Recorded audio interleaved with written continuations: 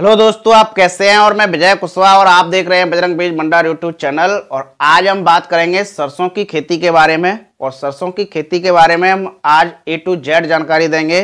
संपूर्ण जानकारी के बारे में हम बात करेंगे कि सरसों की फसल हमको कब लगानी चाहिए, इसके लगाने का उचित समय क्या है, सरसों की फसल को हम किन किन भूमि में कर सकते हैं, भूमि की हमको तैयारी कैसे करनी चाहिए, इसकी जब भी हम बुवाई करते हैं तो इसकी बीज दर कितनी लगती है, कौन कौन सी वैरायटी हैं, इनको हम किन विधियों से लगा सकते हैं, इसमें कौन कौन से रोग लगते हैं, कौन कौन से कीट लगते हैं, हमको इसकी निराई गुड़ाई कैसे करनी चाहिए, इसका उत्पादन कितना होता है, सभी बातों पर चर्चा करेंगे। तो जो भी लोग हमारे चैनल पर पहली बार आए हुए हैं या जिन्होंने अभी तक हमारा चैनल सब्सक्राइब नहीं किया है तो आप हमारे चैनल को सब्सक्राइब कर लें, जिससे खेती संबंधी नई नई जानकारी आपको यहाँ से मिलती रहे। तो बने रहिए वीडियो के एंड तक। तो चलिए शुरू करते हैं। जैसा कि आज हम बात करेंगे सरसों की खेती के बारे में, और सरसों की खेती के बारे में हम आज A to Z संपूर्ण जानकारी देंगे। उसमें जो सबसे पहली बात है कि हमको सरसों की फसल कब लगानी चाहिए, इसके लगाने का उचित समय क्या है। तो सरसों की फसल एक रबी सीजन की फसल है। इसकी बुआई हम 15 सितंबर से लेकर 31 अक्टूबर तक हम किसी भी समय में बुवाई कर सकते हैं। बात करें कि सरसों की फसल की फसल अवधि कितनी होती है, तो सरसों की जो वैरायटियां हैं वो अलग अलग क्षेत्रों में अलग अलग लगाई जाती हैं, और एक अनुमानित एक एवरेज इसकी फसल अवधि लगभग 130 दिन से 150 दिन की होती है। बात करें कि सरसों की फसल के लिए हमको कितने तापमान की आवश्यकता होती है, तो सरसों की फसल एक हमने आपको बताया एक रबी सीजन की फसल है, तो इसके लिए एक एवरेज लगभग 18 डिग्री सेंटीग्रेड से 25 डिग्री सेंटीग्रेड तापमान होना चाहिए। बात करें कि सरसों की फसल के लिए कौन कौन सी भूमि होनी चाहिए, तो सरसों की फसल के लिए दोमट मिट्टी, बलुई दोमट मिट्टी, पीली मिट्टी, हल्की चिकनी मिट्टी, हल्की रेतीली मिट्टी, ऐसी प्रकार की भूमियों में आप सरसों की फसल की सफलतापूर्वक खेती कर सकते हैं। और भूमि ऐसी होनी चाहिए जिसमें जीवांश पदार्थ या कार्बनिक पदार्थ की मात्रा अधिक हो, और ऐसी भूमि जिसका पीएच मान लगभग 5.5 से लेकर 7.5 तक होना चाहिए। ऐसी भूमियों में आप सरसों की फसल की सफलतापूर्वक खेती कर सकते हैं। सरसों की फसल के लिए खेत की तैयारी हमको कैसी करनी चाहिए, तो सरसों की फसल के लिए सबसे पहले हम 2 से 3 जुताई मिट्टी पलटने वाले हल से कर सकते हैं। उसके बाद 2 जुताई हम कल्टीवेटर से करके अंतिम जुताई पर पाटा लगाकर खेत को समतल करके छोड़ सकते हैं, और उसके बाद हम खेत में बुवाई कर सकते हैं। और जब भी हम पहली या दूसरी जुताई करते हैं उस समय आप उसमें गोबर की खाद, सड़ी हुई गोबर की खाद का इस्तेमाल कर सकते हैं। सड़ी हुई गोबर की खाद का इस्तेमाल लगभग 10 से 20 टन प्रति एकड़ के हिसाब से सड़ी हुई गोबर की खाद का इस्तेमाल करके खेत की जुताई कर सकते हैं। बात करें सरसों की फसल जब भी हम करते हैं तो सरसों की फसल के लिए बीज दर की कितनी आवश्यकता पड़ती है, तो सरसों की फसल के लिए लगभग 1.5 किलोग्राम से लेकर 2 किलोग्राम प्रति एकड़ के हिसाब से बीज की आवश्यकता पड़ती है। बात करें सरसों की फसल की उन्नत किस्मों के बारे में, सरसों की वैरायटियां मार्केट में बहुत सारी आती हैं, उनमें से हम कुछ वैरायटियां आपको यहाँ पर बता दे रहे हैं। जैसे कि श्रीराम की Shriram 1666, Pioneer 45S46, Pioneer 45S42, Pioneer 45S35, क्रांति, एडवंटा की एडवंटा 414, PA 5210, PA 5222 और AHBJ 7044, ये मार्केट में कई वैरायटियां आती हैं। इनके अलावा मार्केट में और भी वैरायटियां अलग अलग कंपनियों की आती हैं। आपके यहाँ कौन सी वैरायटी लगाई जाती है, आपके यहाँ कौन सी वैरायटी अधिकतम उत्पादन देती है, आप उस हिसाब से अपने यहाँ वैरायटी लगा सकते हैं। बात करें कि जब भी हम सरसों की बुआई करते हैं तो इसका बीज उपचार हमको कैसे करना चाहिए, तो यदि हम मार्केट से बीज को लेते हैं तो मार्केट से ऑलरेडी बीज उपचारित आते हैं, मार्केट के बीज को हमको उपचारित नहीं करना है। यदि आप घर के बीज की बुआई कर रहे हैं तो कैप्टन या थायराम फंजीसाइड से आप बीज को उपचारित कर सकते हैं। कैप्टन या थायराम की 2 ग्राम मात्रा लेकर प्रति किलो बीज के हिसाब से उपचारित कर सकते हैं।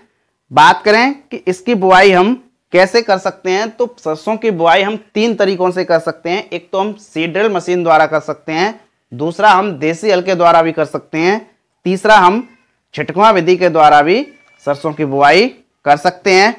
बात करें कि सरसों की फसल में कौन कौन से खाद और कौन कौन से उर्वरक की आवश्यकता पड़ती है, तो हमने आपको बताया कि जब भी हम खेत की तैयारी करते हैं तो खेत की तैयारी करते समय पहली या दूसरी जुताई पर हम सड़ी हुई गोबर की खाद का इस्तेमाल करते हैं, जो कि लगभग 10 से 20 टन प्रति एकड़ के हिसाब से हम सड़ी हुई गोबर की खाद का इस्तेमाल कर सकते हैं। उसके बाद हम उर्वरक का भी इस्तेमाल कर सकते हैं, रासायनिक उर्वरक का हम इस्तेमाल कर सकते हैं।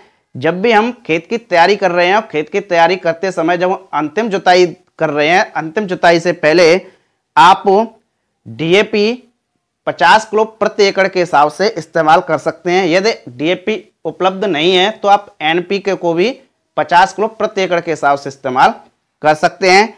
इसी के साथ साथ आप पोटाश को 25 से 30 किलोग्राम प्रति एकड़ के हिसाब से इस्तेमाल कर सकते हैं। इसी के साथ साथ आप सल्फर को इस्तेमाल कर सकते हैं, सल्फर जो कि 90% में आती है और 80% में आती है। तो यदि आपके यहाँ सल्फर 90% WDG वाली यदि उपलब्ध है तो उसको आप 10 किलो प्रति एकड़ के हिसाब से इस्तेमाल कर सकते हैं। और इसके बाद जब भी आपकी फसल की बुआई हो जाती है और जब आपकी फसल लगभग 30 से 35 दिन की हो जाती है, उस समय आप यूरिया का इस्तेमाल कर सकते हैं। यूरिया आप 35 से 40 किलोग्राम प्रति एकड़ के हिसाब से इस्तेमाल कर सकते हैं।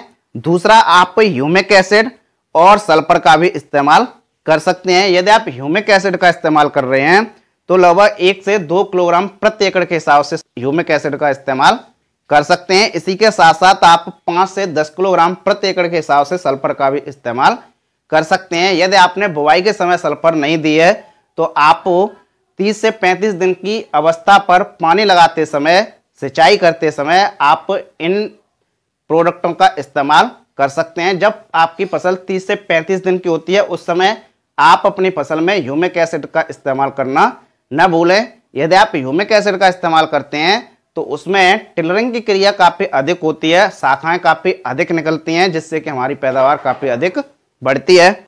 बात करें सिंचाई प्रबंधन की कि हमको सिंचाई कब और कैसे करनी चाहिए, तो सरसों की फसल एक रबी सीजन की फसल है और ये कम पानी चाहने वाली ये फसल है। इसमें 2 या 3 सिंचाइयों की आवश्यकता पड़ती है। तो आप समय अनुसार सरसों की फसल में आप 2 से 3 सिंचाई कर सकते हैं।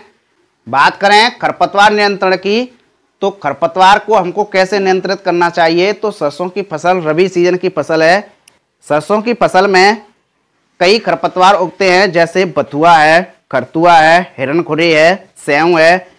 ऐसे खरपतवार हमारे सरसों की फसल में होते हैं। इनको कंट्रोल करने के लिए आवश्यकता अनुसार आप 1 या 2 निराई गुड़ाई कर सकते हैं, या फिर आप जब भी बुवाई कर रहे हैं तो बुवाई करने के बाद आप पेंडमेथिलिन जो कि 30% इसी फॉर्मुलेशन में आता है, उसको आप 1 लीटर प्रति एकड़ के हिसाब से छिड़काव कर सकते हैं बुआई के बाद और जर्मिनेशन से पहले।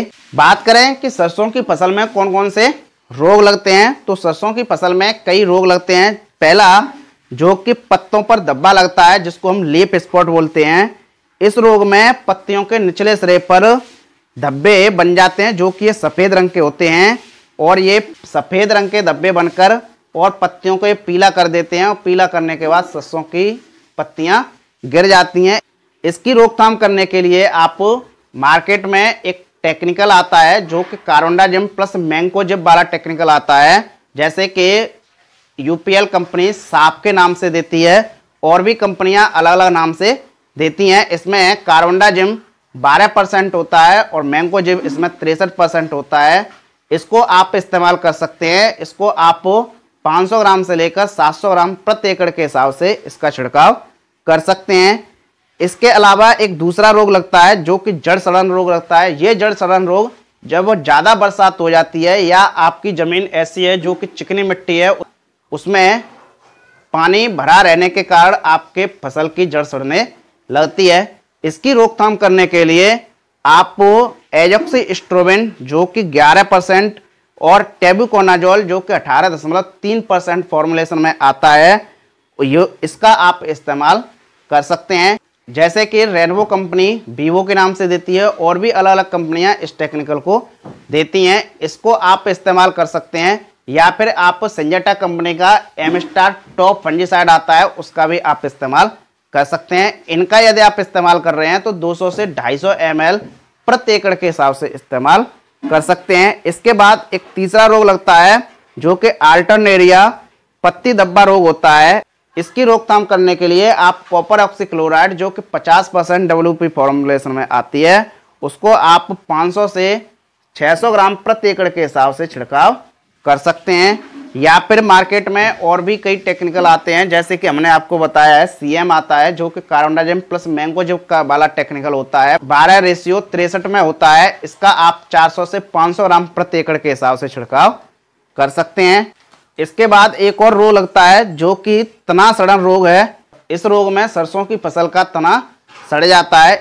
इसकी रोकथाम करने के लिए आप कस्टोडिया फंजीसाइड का प्रयोग कर सकते हैं, 200 से 250 ml प्रति एकड़ के हिसाब से इस्तेमाल कर सकते हैं। या फिर आप बायर का नेटो फंजीसाइड आता है, उसका आप इस्तेमाल कर सकते हैं।